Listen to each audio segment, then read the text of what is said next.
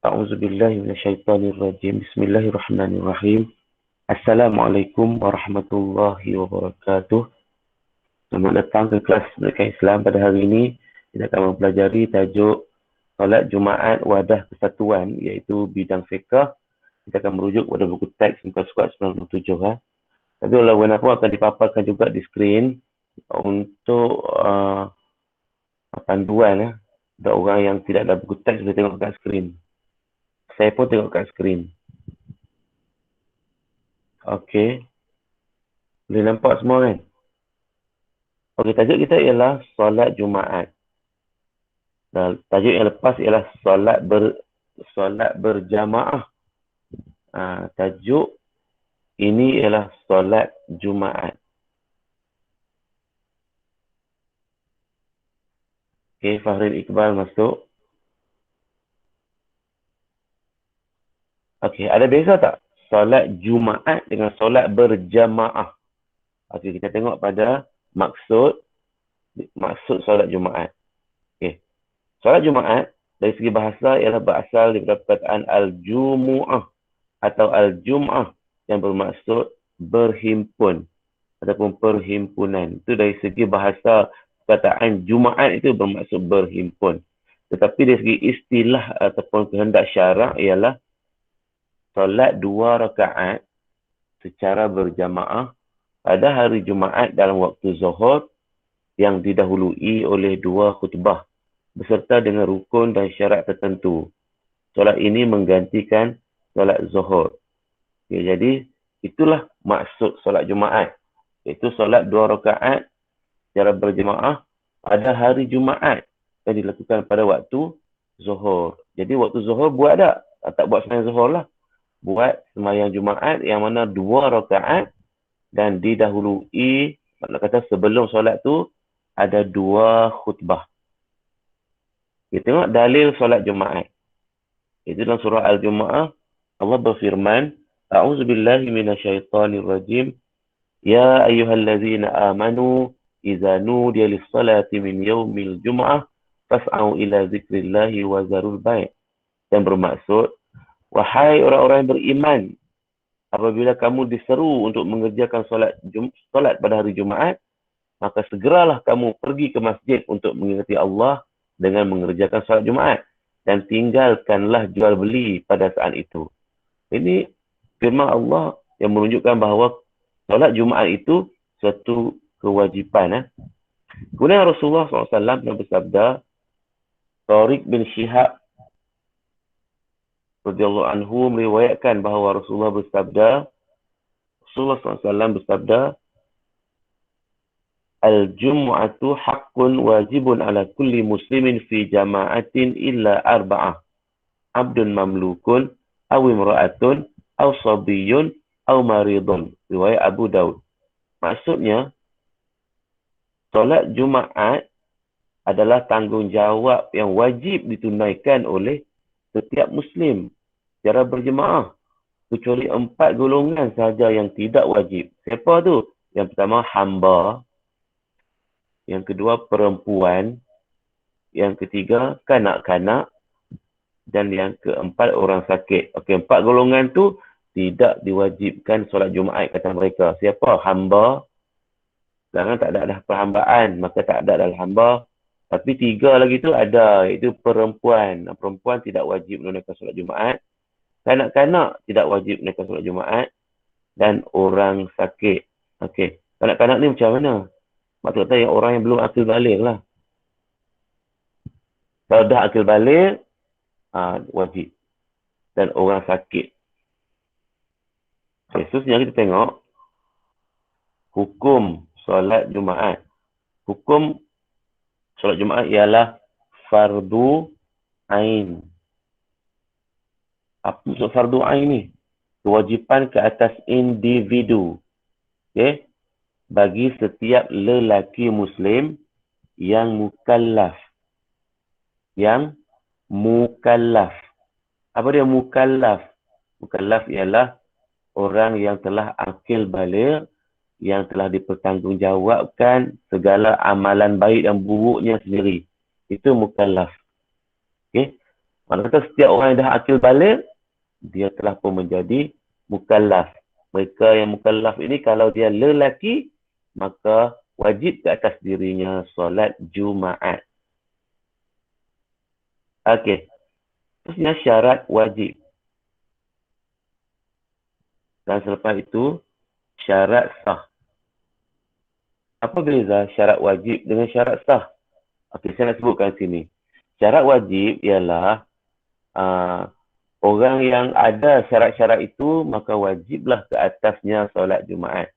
Orang yang tidak ada syarat-syarat itu, maka tak wajib solat Jumaat.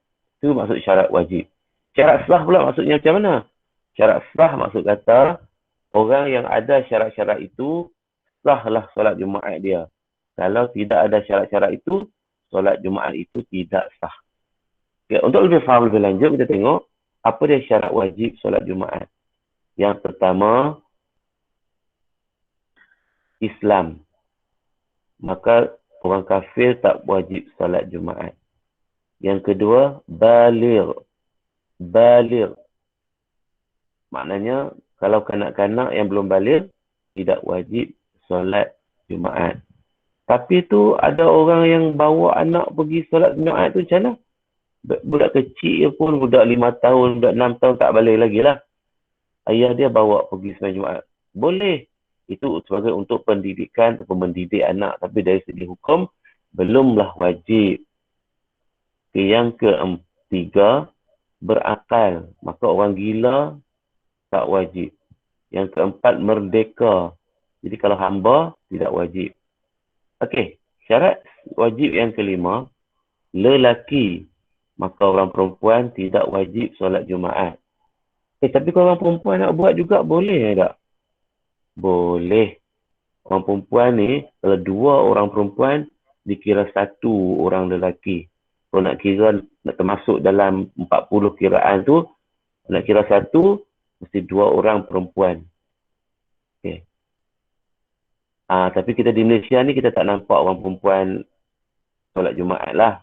Sebab orang lelaki pun penuh dalam masjid sampai keluar. Kan? Kalau negara lain ada. Okey, yang keenam, sihat. Sihat. Maknanya kalau sakit, tidak diwajibkan ke atas yang solat Jumaat. Tapi sakit yang macam mana? Sakit sikit je, sesema je, wajib lah. Sakit apa? Gatal kat betih, wajib solat Jumaat. Yang kata sakit ni sakit yang memudaratkan. Seperti demam yang teruk. Okey? Yang terlantar, macam tu. Maka tak wajib ke atasnya solat Jumaat. Tapi jangan kata solat lain tak wajib.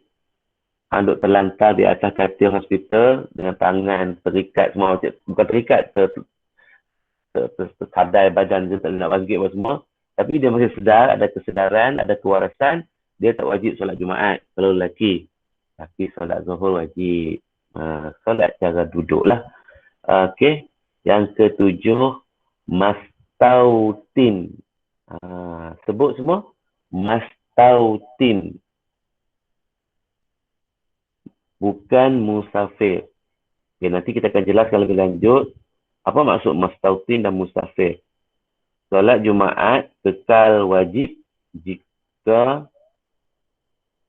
solat Jumaat kekal wajib bagi mukim yang mendengar azan. Okey, nanti kita akan jelaskan tentang ni. Jadi itu adalah 7 syarat wajib. Yang mana orang yang ada syarat-syarat ini wajib.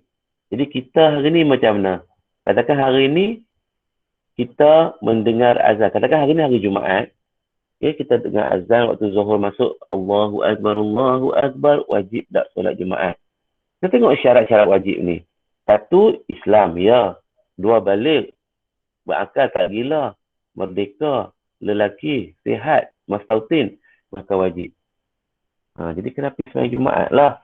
Walau bagaimanapun, dalam era pandemik COVID-19 ni, masjid ditutup dan sembahyang Jumaat tidak dilaksanakan. Jadi ini adalah arahan pemerintah. Maka kita kena ikut arahan pemerintah kerajaan kita untuk tidak melaksanakan solat Jumaat. Bila tamat PKP nanti dan masjid dibuka, kewajipan tu kembali seperti asal balik. Iaitu kena pergilah. Okay. Terusnya, syarat sah solat Jumaat. Apa maksud syarat sah yang disebutkan tadi? Kalau cukup syarat ni, baru solat Jumaat itu sah. Kalau tak cukup, tak sah. Yang pertama, didirikan di masjid. Boleh tak buat di rumah? Tak boleh. Buat di surau. Surau pun tak boleh. Kecuali surau tu diiktiraf oleh kerajaan sebagai surau Jumaat. Barulah boleh. Kalau tak diiktiraf, maka surau tak boleh solat Jumaat. Mesti di masjid. Yang kedua, bilangan jemaah kurang-kurangnya 40 orang. Apa maksud sekurang-kurangnya? Mesti 40, 39 tak boleh.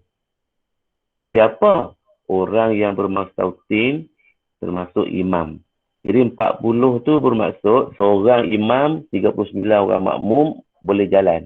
Bolehlah solat Jumaat. Kalau kurang daripada 40, tak sah solat Jumaat. Buat boleh buat tapi tak sah. Okey? Tapi perlu saya sebutkan juga di sini dalam era COVID-19, pandemik ni, ada masjid yang dibuka dan mensyaratkan beberapa orang sahaja. Contohnya dia kata AJK masjid sahaja. Ataupun 15 orang sahaja. Dan sembahyang Jumaat diteruskan. Macam mana? Okey, hukumnya sah dan terpakai kerana kita berada dalam darurat.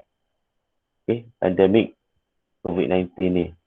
Kalau tak kerana COVID-19 ni, tidak sah. Tapi dalam COVID-19 ni, sah. Kenapa? Kerana itu adalah perintah kerajaan. Jadi syarat sah yang disebutkan di sini ialah syarat sah yang asal. Okay, kalau kita bayangkan di luar pandemik COVID-19, maka inilah syaratnya. Mesti di masjid satu. Yang kedua, mesti 40 orang. Minimum. Okey, yang ketiga. Yang ketiga, didirikan dalam waktu zuhur. Baru sah. Kalau buat dalam waktu lain, tak ada orang nak masuk.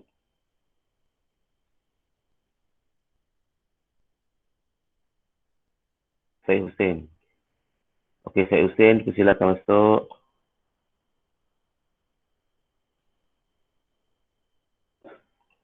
Okey. Kalau dibuat dalam waktu lain, waktu asar pun nak buat, maka sembahyang Jumaat itu tidak sah.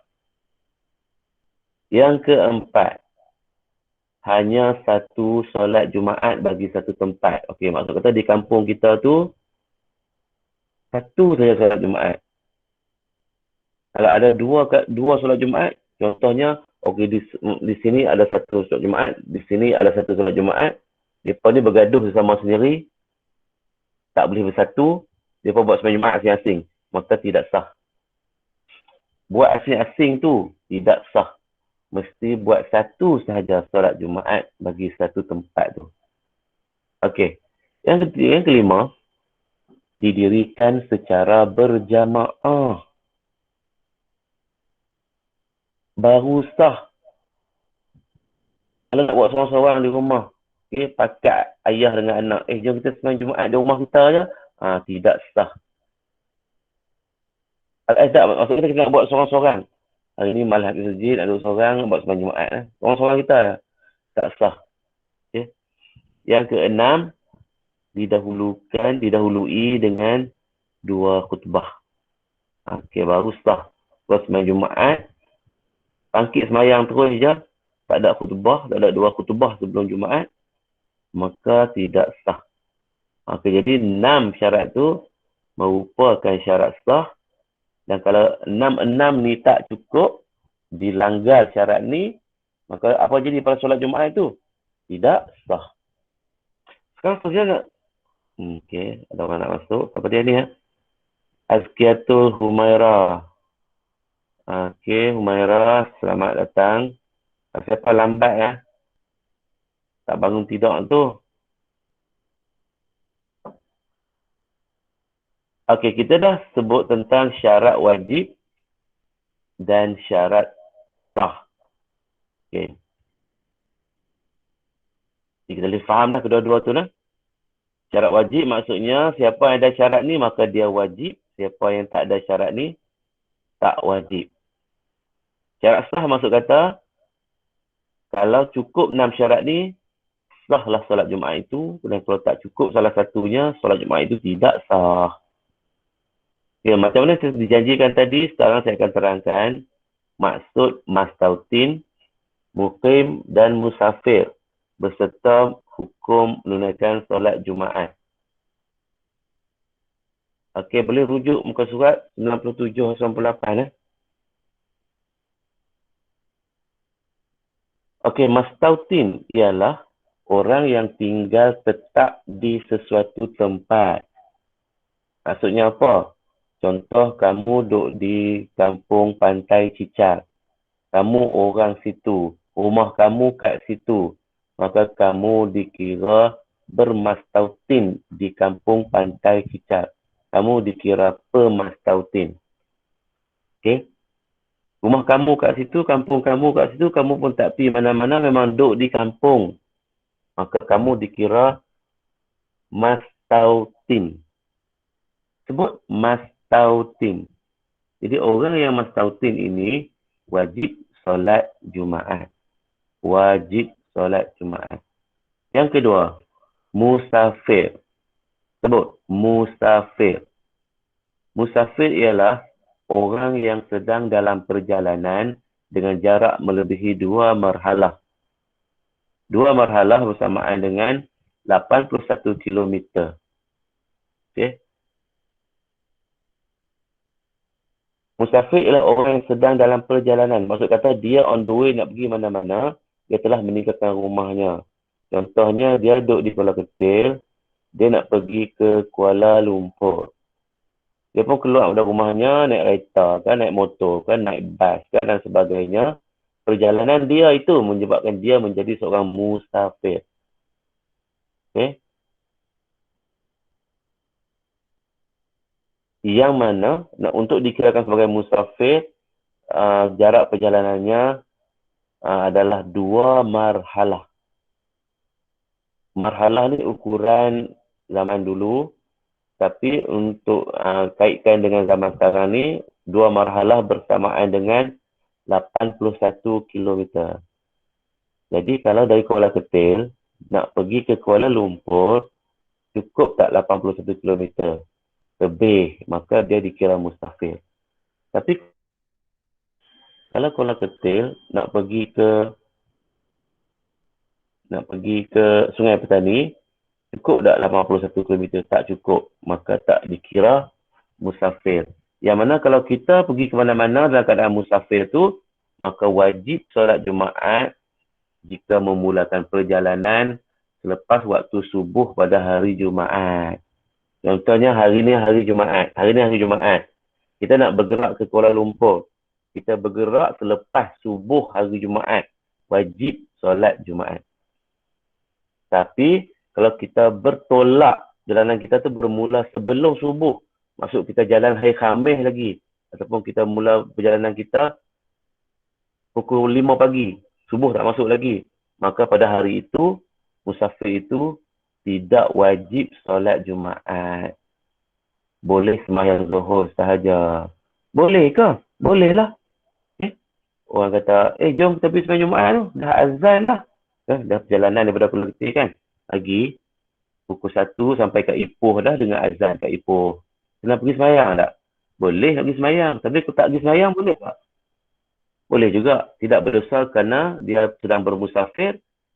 Tidak wajib untuk solat Jumaat. Okey. Selamat datang Nur Nadia Batrisha. Okey, boleh faham cakap tu? Apa dia musafir? Apa dia mastautin? Mastautin ialah dia duduk kat kampung dia. Kalau kampung dia Pantai Cicak, dia duduk kat situ tapi mana-mana dengan azan wajib solat Jumaat. Tapi musafir, dia sedang dalam perjalanan nak pergi ke mana-mana, jarak perjalanan dia 81 km ke atas, maka dia tak wajib solat Jumaat. Satu, tak sembahyang terus ya? Tak boleh ya? Kena sembahyang Zuhur lah. Maksudnya macam tu. Seterusnya ialah muqim. Sebut muqim. M-U-K-I-M, muqim. Ialah orang yang menetap di satu tempat lebih daripada 3 hari. Tidak termasuk hari perjalanan. Okey, maksud kata macam ni. Daripada dia nak musafir, dia bermusafir daripada Kuala Ketil ke Kuala Lumpur. Di Kuala Lumpur tu dia nak duduk di rumah saudaranya, katakan. Bila semasa dalam perjalanan tu dia dikira musafir, tapi bila sampai ke tempat yang dia nak tuju tu, okay, hari esoknya, hari pertama dia duduk kat tempat orang tu, dia dikira bermukim. Orang yang menetap, orang yang berada di suatu tempat lebih daripada 3 hari, tidak termasuk hari perjalanan. Okey? Macam ni. Saya nak terangkan macam ni. Kamu cuba fahamkan. Semasa kita bermusafir, tujuan kita nak ke Kuala Lumpur, dalam hati kita ada niat dah nak duduk kat Kuala Lumpur tu berapa lama.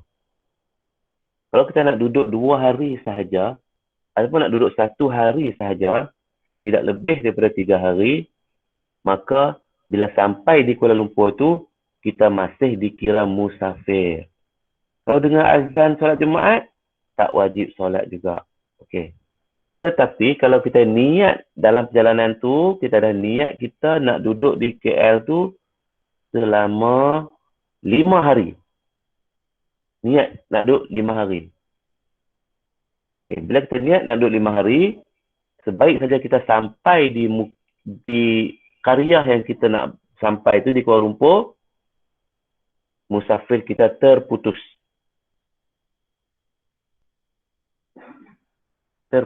Maka terputus, dia dikira mukim.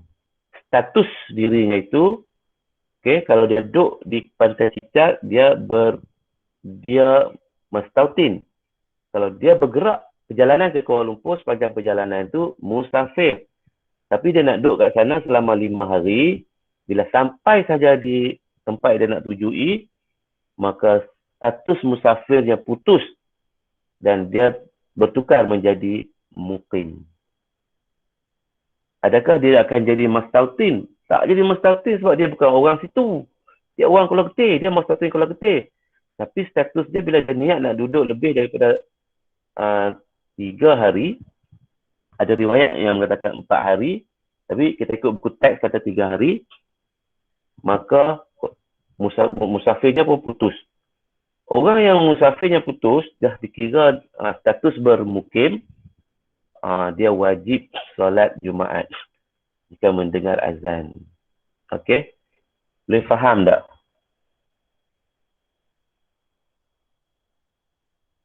Kalau tak faham, tanya. Sebab benda ni, status diri kita. Diri kita punya status. Mustautin-kah aku ni? Musafir-kah aku ni? Ataupun mukim-kah aku ni? Status itulah yang akan menyebabkan solat Jumaat kita pada hari itu, kalau kena hari Jumaat, wajib atau tak wajib. Jadi kita kena faham betul-betul. Tak lagi, kita salah faham, oh, aku ni tak wajib pun, rupanya wajib. Tapi semayang, maka kita berdosa. Seterusnya kita tengok hikmah solat Jumaat. Okay. Ada 5 hikmah solat Jumaat. Apa dia hikmah?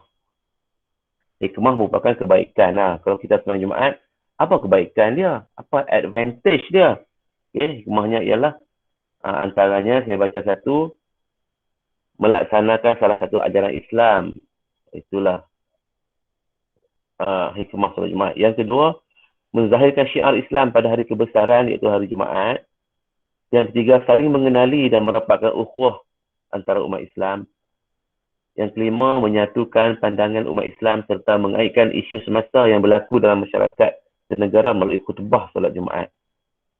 Yang kelima, melatih umat Islam supaya bersatu.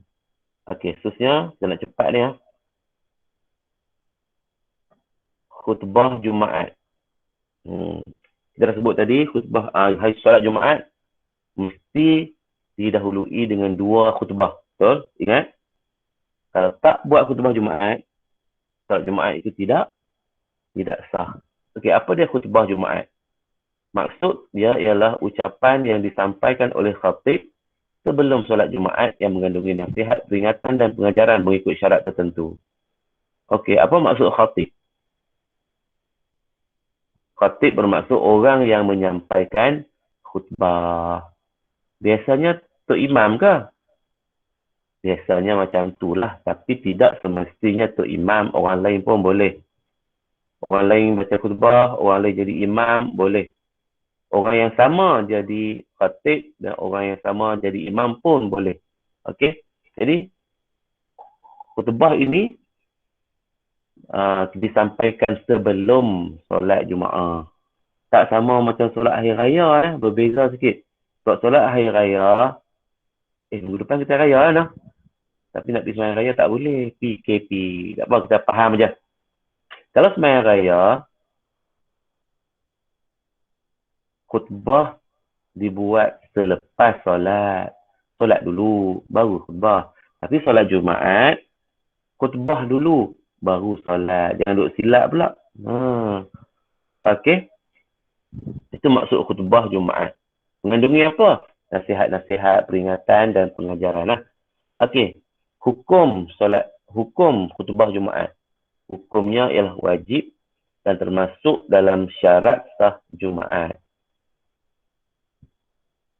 Jika tak baca khutbah, tak sah Jumaat. Ya, macam tu.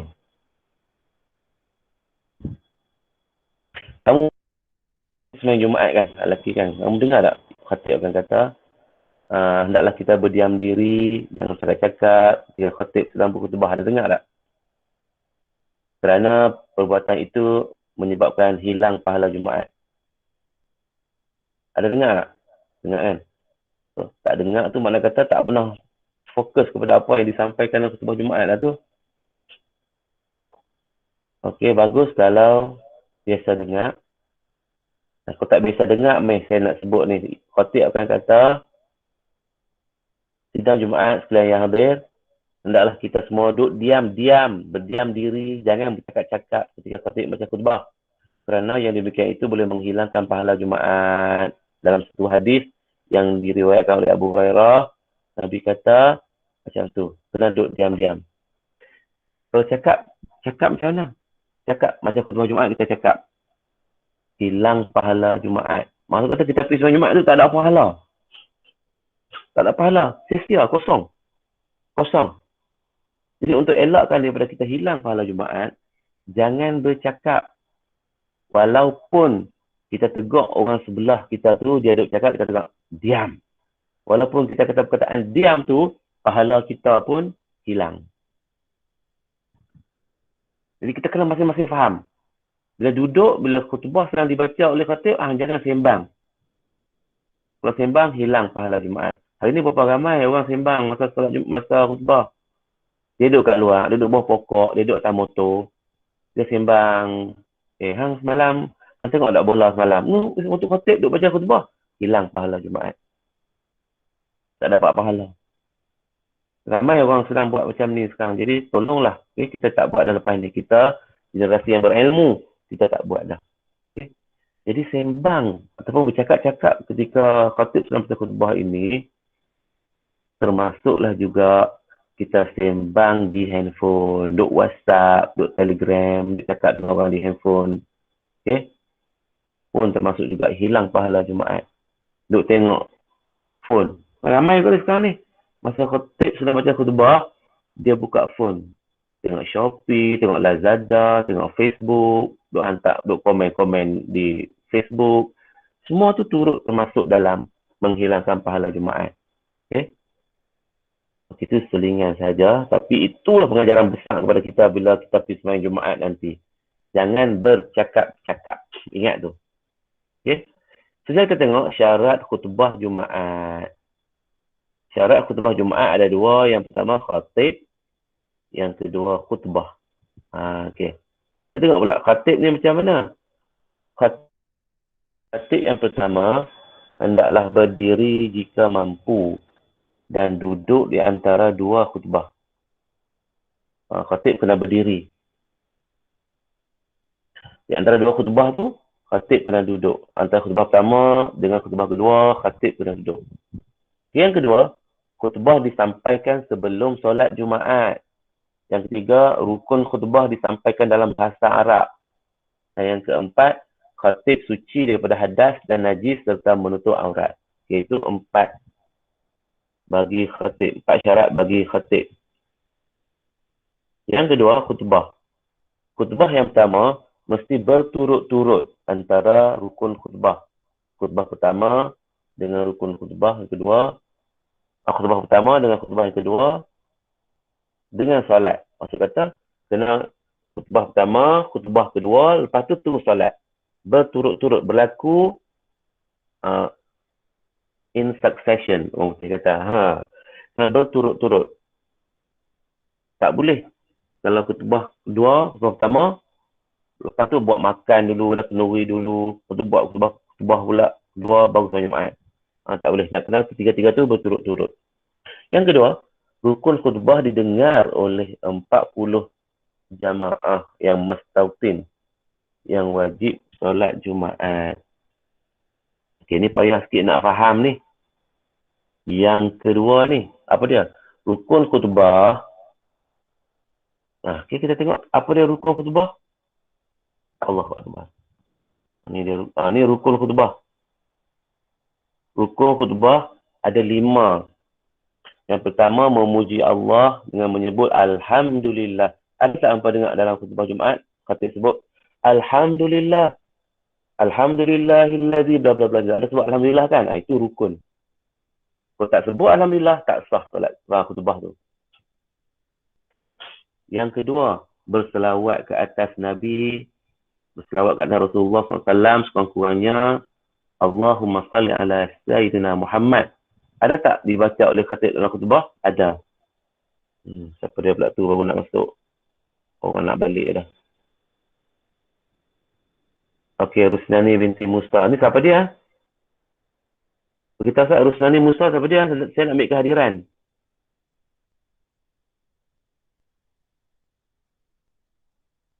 Hello?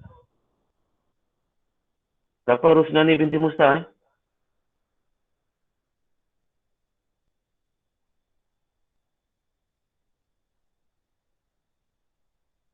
Okey.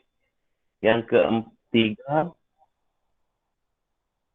memberi nasihat supaya bertakwa. Hak mana? Hak imam, hak khatib kata, ittaqullah. Marilah kita sama-sama bertakwa kepada Allah. Hak sebut ittaqullah itu rukun. Tak sebut ittaqullah, tak sah khutbah. Yang keempat, membaca satu ayat Al-Quran pada satu daripada dua khutbah. Kena baca ayat Al-Quran dalam khutbah tu. Satu ayat pun cukup dah. Dan yang kelima, berdoa untuk orang Islam pada khutbah yang kedua. Kurang-kurangnya menyebut Allahumma ghafir lil muslimin wal muslimat.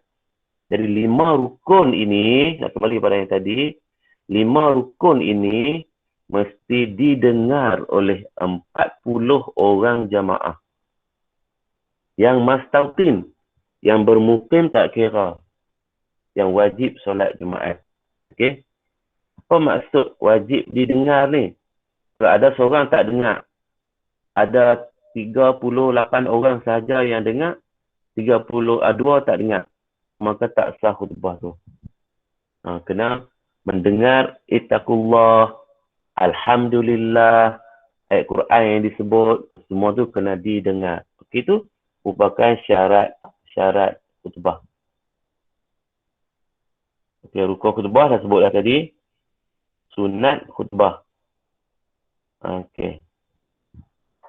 Yang rukun tu yang wajib lah. Yang ni yang sunat pula. Apa dia sunat dia?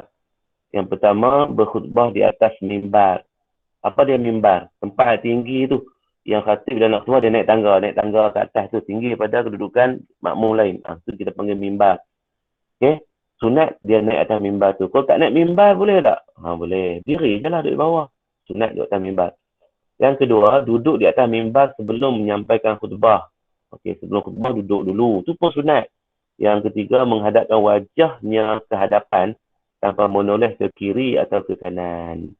Yang ketiga, keempat, memberi salam selepas naik ke atas mimbar. Kan? Khatib dia naik kan, dia tu beri salam. Assalamualaikum warahmatullahi wabarakatuh. Okey, dia pun duduk. Barulah Bilal akan azan. Yang kelima, menguatkan suara agar khutbah didengar oleh 40 orang jemaah yang mastautin. Nah, ini tak ada masalah lah pakai mikrofon. Yang seterusnya, memendekkan kedua-dua khutbah. Khutbah kedua lebih pendek daripada khutbah pertama. Okey, sunat kalau khutbah ni pendek ada setengah-setengah tempat dia khutbah panjang sampai setengah jam. Tu tak dapat sunat. Orang makmum dah gelisah dah, lena dah sebagainya. Okey. Yang seterusnya, memegang tongkat dengan tangan kiri. Kalau khatib tak pegang tongkat cekmal tu, dia berdiri kan dia pegang tongkat. Kalau tak pegang susah tak? Sebab ini sunat. Okey, makmum pula. Makmum, sunat bagi makmum mendengar khutbah yang disampaikan oleh khatib. Sunat lah. Aku tak dengar tak apa. Tak dengar tak apa. Tapi kena ada 40 yang dengar. Katakan solat Jumaat hari tu 100 orang. Okey. 90 orang lena. 10 orang je dengar. Tak sah. Sebab tak sampai 40 orang dengar. 10 orang lena. 90 orang yang dengar. Sah. Sebab dengar tu sunat. Tapi 40 orang tu mesti dengar. Okey. Sunat yang lain, melaksanakan solat sunat secara ringkas jika khatib sedang berkhutbah. Okey, maksud kata kalau kita sampai ke masjid, kita nak masuk dalam masjid dan nak duduk, khatib sedang duduk khutbah. Kita tak bolehlah duduk terus. Kita kena sembahyang sunat. Apa nama sunat tu? Sunat tahiyatul masjid. Ingat ni, jangan nanti kita pergi masjid lambat, imam duduk khutbah dah, kita pergi kita duduk terus. Tu salah. Yang betul macam mana? Solat dulu sunat 2 rakaat. Jangan ringkas buat cepat-cepat lah mak kata. Okey. Itu adab mendengar khutbah. Abu Hurairah radhiyallahu anhu berkata Rasulullah SAW bersabda. Hak ni yang Bilal duk sebut setiap kali ni. Hampa tak perasan kot. Ni hadis ni tiap kali Jumaat dia sebut. Masa dia berdiri tu. Dia kata ni. Iza qulta li sahibika anfit yawmal jum'ah wal imamu yaktub faqad lagaw. Maksudnya, apabila kamu berkata kepada kawanmu, sahabatmu, "Hoi, diam!" pada hari Jumaat ketika imam sedang berkhutbah, maka sia-sialah pahala Jumaatmu. Orang yang bercakap tu memang sia-sia. Orang suruh diam tu pun sia-sia juga. Maksud kata, bersungguh-sungguhnya Nabi nak pesan kat kita supaya jangan bercakap masa khatib berkhutbah. Okey, berdasarkan hadis di atas, adab-adab ketika mendengar khutbah termasuklah satu, memberi fokus kepada isi kandungan khutbah. Yang kedua, diam dan tidak bercakap-cakap. Hukum bercakap ketika khutbah sedang sampaikan adalah makruh dan boleh menghilangkan pahala Jumaat. Yang ketiga, tidur. Tidak tidur. Sekiranya rasa mengantuk, hendaklah berpindah ke syarat tidak melangkah orang lain. Kalau kita mengantuk sangat, boleh pindah duduk tangan lain. Tidak sekolah kan, sebagainya kan. Tapi kalau lena macam mana? Batal tak? Biasanya kalau kita lena, batal wuduk. Tapi dalam solat Jumaat ni kita ada duduk. Kita lena pun sambil duduk. Hebat solat Jumaat tu. Kalau di rumah tak boleh lena sambil duduk. Tapi dalam masjid boleh lena. Tu dia. Lena tu tidak membatalkan wuduk. Lagi kita tak berubah kedudukan punggung kita. Okay? Yang keempat, tidak melakukan perbuatan sia-sia. Contohnya menggunakan sebarang gadget. Seperti telefon bimbit. Masya Allah. Saya sebut dah tadi. Sekarang ni ramai orang yang bila imam khatib khutbah dia keluar phone dia. Okey. Pun termasuk dalam mensia-siakan pahala Jumaat. Okey, sebenarnya amalan sunat pada hari Jumaat. Yang pertama, memotong kuku dan misai. Yang kedua, mencabut bulu ketiak. Yang ketiga, menggunting bulu ari-ari. bulu kemaluan lah. Gunting. Yang keempat, mandi sunat hari Jumaat. Yang kelima, memakai pakaian terbaik serta berwangi-wangian. Yang keenam, segera pergi ke masjid. Pukul 12 tu eloklah pergi kan. Ni pukul 1:30 baru pergi. Tak bersegera tu namanya. Sunat lah kalau kita bersegera. Yang ketujuh, menunaikan solat tahiyatul masjid, solat sunat qabliyah dan ba'diyah. Yang ke-8, membanyakkan salawat ke atas Rasulullah SAW dan berdoa. Yang ke-9, membaca surah Al-Kahfi. Itu amalan-amalan sunatnya. Okey, di dalam buku teks kita ada disediakan contoh khutbah Jumaat. Okay, khutbah Jumaat. Okay. Kamu boleh baca kat situ ya. Yang bertanda merah, yang bertulisan merah itu ialah rukun khutbah. Okey. Ada tak dia kata tu?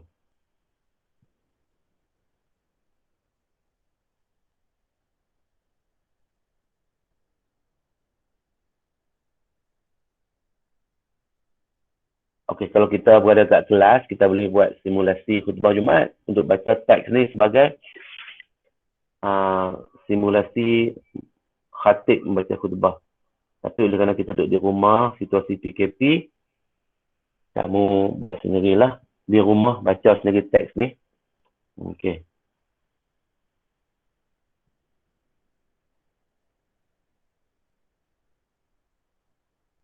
Okey, jadi kalau itu berkenaan dengan tajuk solat Jumaat. Okey, kita ringkas aja. Jadi kalau ada yang tak faham, boleh tulis di ruang komen dan boleh juga tanya saya dalam. Okey, kita dah berakhir di sini. Google Meet ni saya nak stop. Sampai sekarang kita dah berapa orang?